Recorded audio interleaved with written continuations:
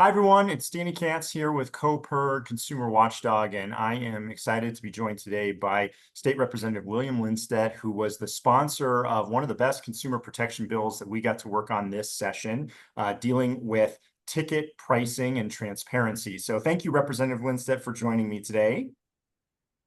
Thank you for having me and welcome everyone. I'm so excited to talk about protections for consumers who buy tickets. Yeah, so tell us a little bit more about where this bill came from. What was the problem you were trying to address when you were going after, the ticket sellers and the lack of transparency in that marketplace? I think everybody who has tried to buy a concert ticket lately knows how difficult and frustrating that experience can be from fees that are not displayed in the checkout price and the advertising that can average between 27 and 31% of the overall cost of a ticket to confusing websites and deceptive URLs that are pretending to be official venues and primary ticket sales to being unsure if an event is canceled that you'll get your money back. These are basic things that I think consumers care about and people in Colorado care about, and trying to strike a balance between consumer protections and allowing industry to adapt and evolve was really important. So we came up with a really good bill that I think strikes that proper balance. And it's been about 2 years in the making, lots of discussions in the legislature, but we finally got one passed and signed by the governor this year.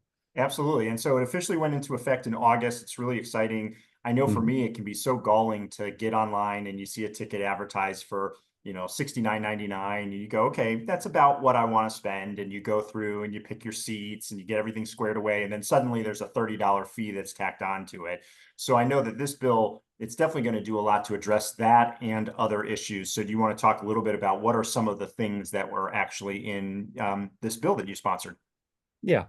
So the all-in pricing, I think, is the biggest one that most consumers are, aware of. You go in and you add the ticket to your shopping cart online and you click the checkout price and it looks like it'll be, yeah, $70, and then it ends up being 110 at the end because of fees that they don't Yeah. include in those prices. So it's going to make that required. So the price you see is the price you pay.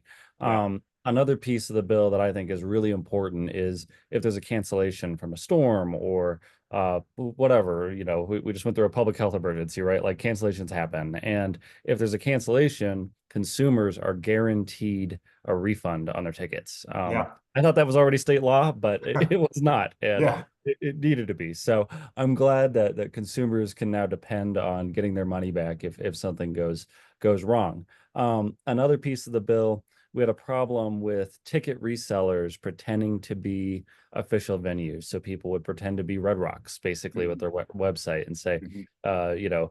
here's the logo, here's the domain that's really similar to the actual one.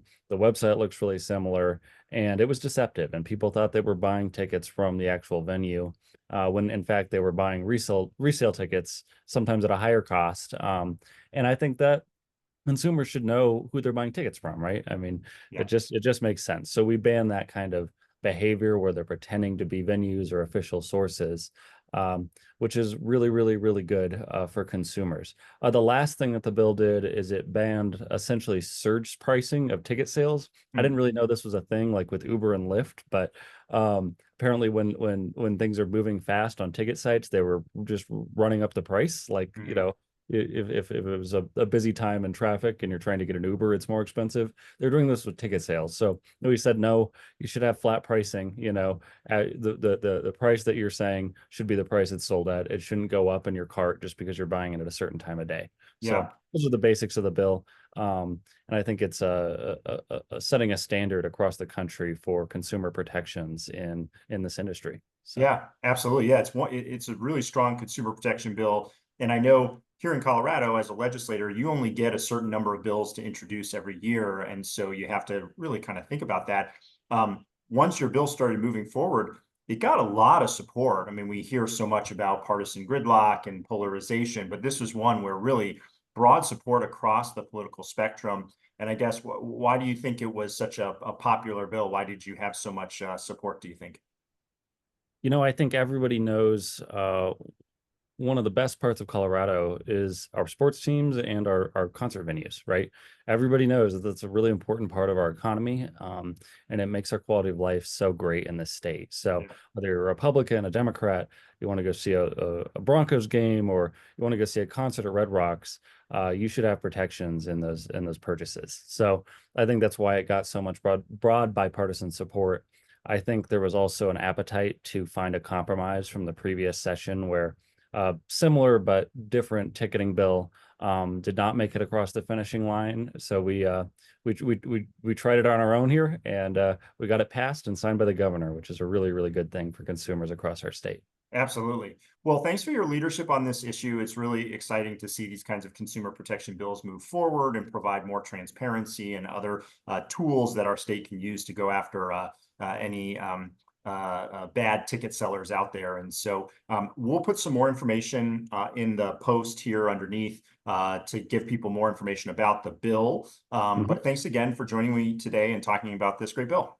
Thank you for the invitation. And other states are actually following our lead, copying this same bill. So because of the work of COPERG and so many other stakeholders, we passed a national leading bill that other states are following. So thank you for your work and advocacy on this important issue. That's great. Yeah. And so we'll see the ripple effect go across the country. So that's great. Thank you. And we'll put more information at the chat there or in the post below.